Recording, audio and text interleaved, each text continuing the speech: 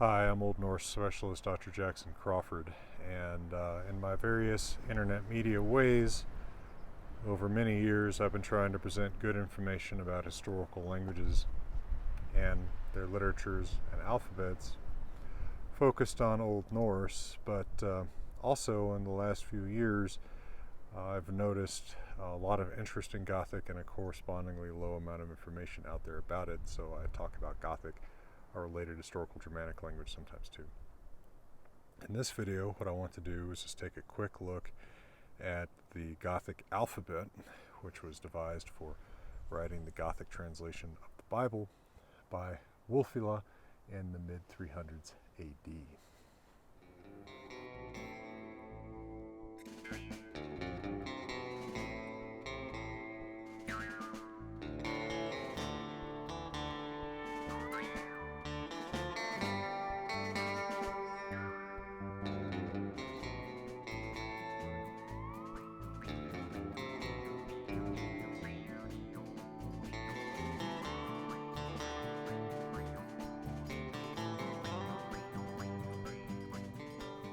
Now, most of the time, if you're reading Gothic or seeing Gothic words cited in scholarship, they will not be in the Gothic alphabet. The Gothic alphabet is almost always transcribed because, well, it's only used for Gothic, and people have only so many typefaces and fonts, and it gets exhausting to switch between them sometimes. Also, the Gothic alphabet is I'll go ahead and say it for my own subjective interpretation, but I think other people agree with me, kind of an eyesore. There are some letters that are painfully difficult to piece apart sometimes, and it can just make it annoying to read, kind of in the same way that I find Fraktur, older printed books in German and a lot of the Scandinavian languages, difficult to read. So now that I've offended the Gothic alphabet and Fraktur stands, let's look at the Gothic alphabet. It's pretty clearly, from beginning to end, based on Greek, specifically on the uncial style or hand of writing Greek capital letters in the early centuries AD. The Roman alphabet, ancestral to our very own alphabet used in writing English, was written in a similar uncial style at the time. And it's really, there's mostly not much trouble. The A, B, G, D, E look like the Greek equivalents and come in the same order. We then get a qu letter that's unique to Gothic and looks like perhaps based on a Latin U for one reason or another. Then we have a Z and an H that look a lot like their Greek equivalents that come in a similar place in the alphabet. And then we have kind of unusual th letter, right? So in most of the Germanic languages we would use thorn for this, which is written in the Runic alphabets with a letter called thorn, or potentially in Proto-Germanic something like thursaz.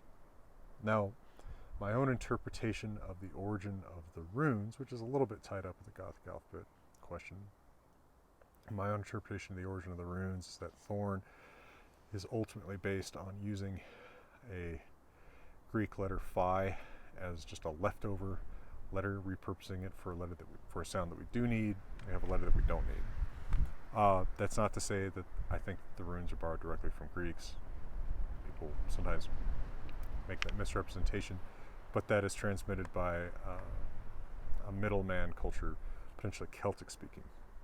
The reason I bring this up is that this looks like a different Greek letter in the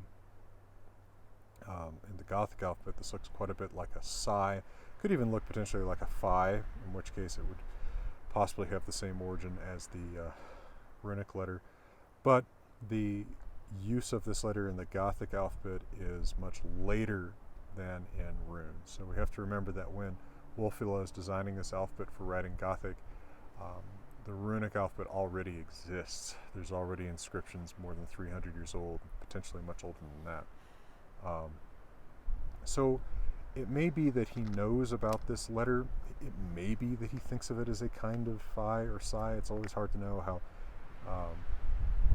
speakers of languages that didn't talk about their languages thought about these things.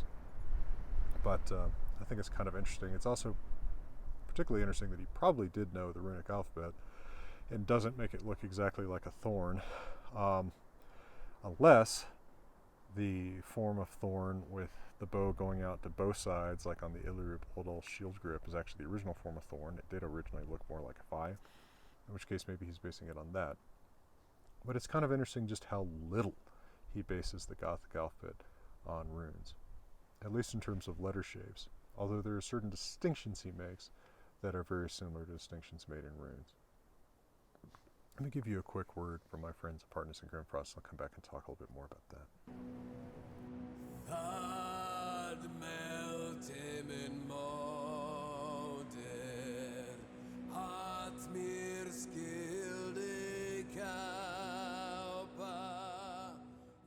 Letters, we get I, K, L, M, N, similar in shape and position to their Greek equivalents.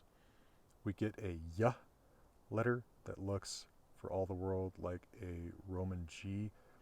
Could be based on Roman G. It's a little bit odd because at this point I'm not sure that the G in Latin had affricated, i.e. become the sound J. I think it was probably still a G just about everywhere in most positions, although maybe it affricated by this point. This also could potentially be from the Runic letter that represents a Y, potentially called Yera in Elder Futhark. But an interesting departure from the Greek basis, as is the next letter, which is also oddly positioned from a Greek or Roman perspective, the U letter.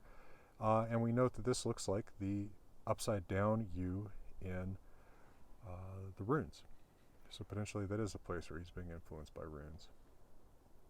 There's then a PRST that look quite a bit like Greek or Roman equivalents.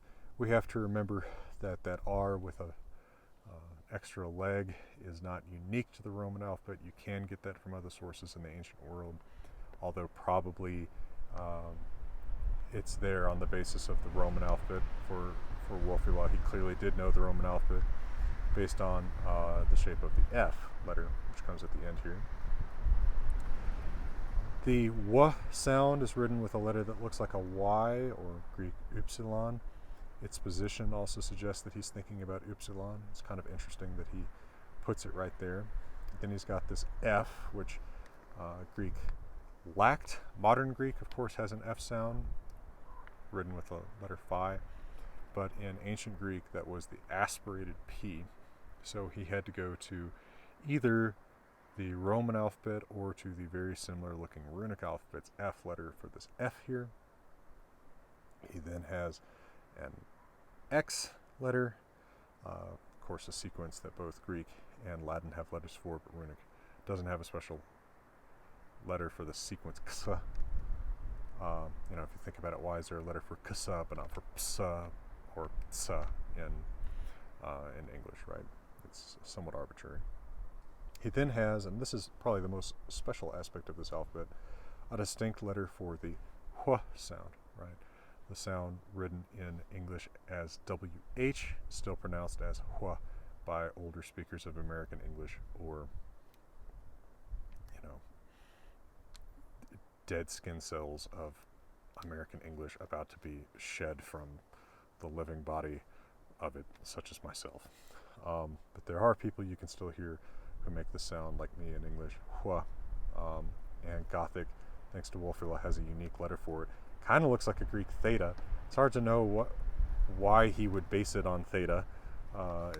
It seems like thorn would be the more natural choice there, but interesting in any case. And there's no distinct letter for that Hua in runes. So this is a Wofila original as far as we can tell. And then the alphabet ends in O. O looks like omega or like a runic O. So both the Greek alphabet and runes end in an O letter that looks like an omega. You will see people representing Elder Futhark runes as ending in D. There are inscriptions where the alphabet ends in D, inscriptions where it ends in O. I think the better old tradition looks like the one where it ends in O. So potentially he's influenced by Greek and or runes here. The really interesting place where it looks like he's influenced by runes is that he writes the vowel E and the consonant Y, that is the vowel I, consonant J, and the vowel U and the consonant W, that is the vowel U, the consonant W, differently from each other, which is not a practice in Roman writing and not in classical Greek writing. In very archaic Greek writing, there was a distinct letter for W, but he probably wasn't even aware of that. That is, however, a practice in runes, so he's probably being influenced by runic writing there, at least in the distinction that he's drawing, which, if he's able to critically think about the distinctions that runes make for writing his language, it's doubly interesting that he's obviously well familiar with the system and still chooses not to use it for his Bible translation.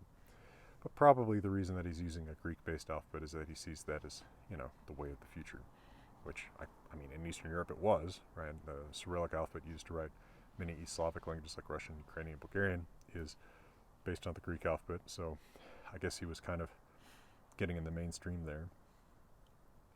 Now, it's pretty well known that the runic letters have names. We know their names in Younger Futhark and in the Old English Futhark alphabets from their use in the Old English, Old Norwegian, and Old Icelandic rune poems. And we can therefore reconstruct the names for those letters in Proto-Germanic. Keep in mind that when you see the letter names for the Elder Futhark runes, that what you're looking at are reconstructed names. They're not given those names in any Elder Futhark inscription. Curiously, in the late 700s, Alcuin, an English cleric at the court of Charlemagne, recorded names for the Gothic letters, which seem pretty clearly written down, transcribed by someone who doesn't speak Gothic, but often look like the names of the Elder Futhark runes in Proto-Germanic as we've reconstructed them based on their Old Norse and Old English names. So, I mean, I'll show you on the screen, but just so you can see some that are particularly interesting. For example, the B, Berkna, the G, Geva, the H, Hall, the M, Mana, the J, if that is coming from the runic J, Gar, Yera, the S, Sugil, the T, Ts, the F, Fe, very much so. It's not perfectly correspondent, and there's some where it's just hard to figure out what on earth Alcuin or his scribe intended to write at all. Quetra for the Qua sound, or A's for the E sound, Chosma for the K sound. It's hard to tell what those are supposed to be underlyingly. But it at least looks like there was some kind of common tradition of the names of the letters that came from runes that was transferred to Gothic and used for the Gothic letters by Gothic speakers. Even though Gothic speakers didn't write those down, Alcuin's text, imperfect though it is, suggests that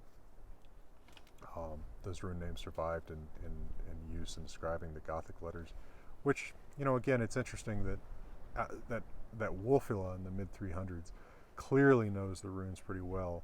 I've always doubted that the runes really had this super strong association with paganism that people wanted to overcome. They wanted to associate with a quote-unquote Christian alphabet. I think it's hard to think of alphabets as very religious, right? I mean, people don't necessarily... people tend to be less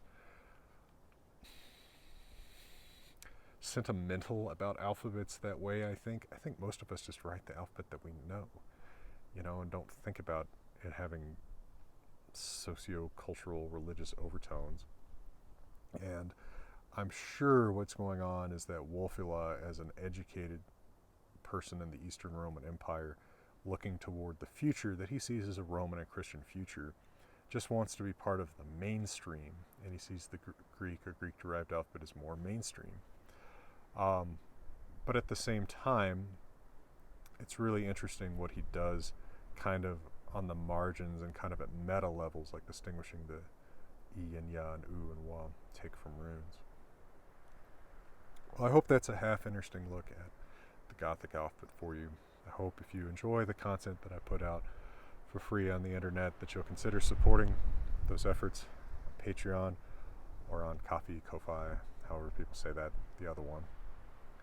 And if you're interested in learning to read Old Norse, I'm doing a Zoom Old Norse class now. I think that it's going fairly well. I'm hoping to do it again later this year, potentially in the summer, and maybe offering some additional classes like a more advanced Norse reading class for people who finish that one, maybe even a Gothic reading class, I don't know. See if there's interest in that.